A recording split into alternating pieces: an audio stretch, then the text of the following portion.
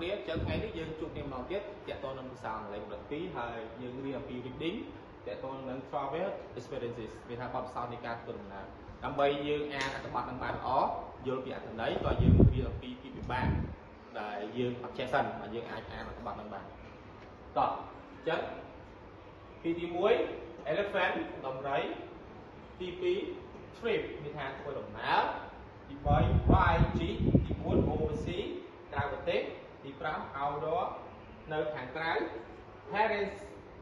ឪពុកម្ដាយ hotel សណ្ឋាគារ midnight កណ្ដាលព្រាប hurt ឬ building house សង់ផ្ទះ country ប្រទេស finish បានបញ្ចប់ exciting រំភើបហើយចុងក្រោយ relaxing សាច់ញាតិបាទតោះអញ្ចឹងគ្រូធ្វើការអាននៅ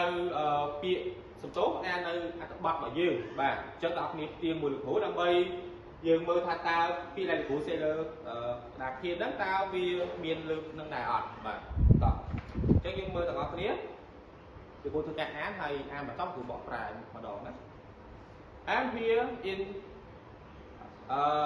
Chiang Mai, Thailand. Yesterday I went on a short elephant ride. There was a man on the elephant in front of me. His name was Alan Johnson. My name is Alan Johnson too. But មានថាខ្ញុំបាននៅក្នុងខ្ញុំបានកំពុងតែនៅក្នុងប្រទេសទីក្រុងឈៀងម៉ៃនៅប្រទេសថៃហើយកាលពីសប្តាហ៍នេះខ្ញុំបានជិះដំរីបាទហើយបន្ទាប់មកក៏មានបុរសម្នាក់ជាអ្នកមកដំរីបាទដែលគាត់ជានៅខាងមុខនារីហ្នឹងហើយគាត់មានឈ្មោះថា Johnson ហើយអ្នកដែលជីកហ្នឹងមានថាគាត់ក៏ឈ្មោះ Johnson ដូចគ្នាដែរបាទតោះចូលទៅទី2 My sister and I are in Paris, France. It's our first trip overseas. We went to an outdoor coffee the another day and Johnny Depp was at the next table. How exciting បាទមានថាបងស្រីរបស់ខ្ញុំនៅក្នុងទីក្រុងប៉ារីសនៅប្រទេសបារាំងហើយវាជាដំណើរកម្សាន្តដំបូងដែលគាត់ទៅប្រទេសក្រៅហើយយើងបានទៅញ៉ាំកាហ្វេនៅខាងក្រៅបាទខាងក្រៅហើយថ្ងៃនោះដែរក៏បានជួបនៅ Deep បាទនៅឯតុខាងមុខឬក៏ចិត្តគាត់ហ្នឹងណាហើយគាត់មានអារម្មណ៍ថារំភើបហើយមកតាមគ្រូដឹងថា Johnny Depp ហ្នឹងគេថាគាត់ជាអ្នកសម្ដែងរឿង Hollywood ណាដែលជាតួចោលណាបាទអញ្ចឹងពេលដែលយើងជួបនរណាម្នាក់ដែលជា idol របស់យើងតែមានអារម្មណ៍ថារំភើបបាទតោះទី3 I'm here with parents at a hotel in Miami, Florida. We came to visit our relatives.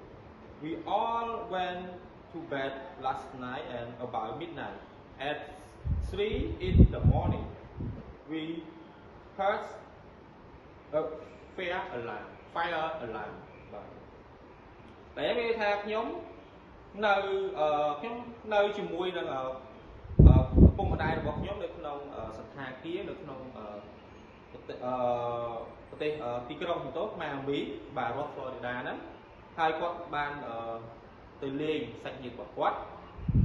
ហើយពួកគាត់ក៏បានចូលគេងកាលពីយប់មិញនៅពាក់កណ្ដាលយប់ដែរបាទម៉ោង3ហ្នឹងណាបាទហើយបន្ទាប់មកគាត់ក៏បានឮសំឡេងប្រកាសអាសន្នមួយបាទសំឡេងរោណាបាទចុងក្រោយ I'm in Canada Nicaragua បាទ Nicaragua បាទមានថាឈ្មោះមួយណាឈ្មោះទីកន្លែង I came here to have building house. It's a great country. We finished our first house yesterday. We are not staying in the hotel. We are staying in a school. បាទមានថាខ្ញុំនៅក្នុងឯប្រទេសនៅក្នុងឯប្រទេសរដ្ឋបាទឯប្រទេសណាប្រទេសកាណាដាហើយពួកយើងបានជួយក្នុងការដែលសាងសង់ផ្ទះហើយប្រទេសនោះគឺពិតជាអស្ចារ្យមែនទែន ហើយពួកយើងបានបញ្ចប់ការសាងសង់កាលពីម្សិលមិញហើយពួកយើងក៏មិនបានស្នាក់នៅក្នុងសន្តាគារដែរហើយប៉ុន្តែពួកយើងស្នាក់នៅក្នុងសាលាបាទអញ្ចឹងនេះគឺជាអត្ថបទមួយដែលតាក់ទងទៅនឹង travel experience វាថាបទពិសោធន៍នៃការធ្វើដំណើរហើយដូចលោកគ្រូបានបញ្ជាក់អញ្ចឹងបើសិនជាអ្នកចង់អានអត្ថបទមួយដែលល្អហើយយល់តើអ្នកគ្នាចេះពីពាក្យពិបាកទាំងអស់ហ្នឹងដើម្បីជួយឲ្យទាំងអស់គ្នាអានទៅគឺវាបានល្អបាទអញ្ចឹងលោកគ្រូមានប៉ុណ្ណឹងសូមអរគុណសូមជម្រាបលា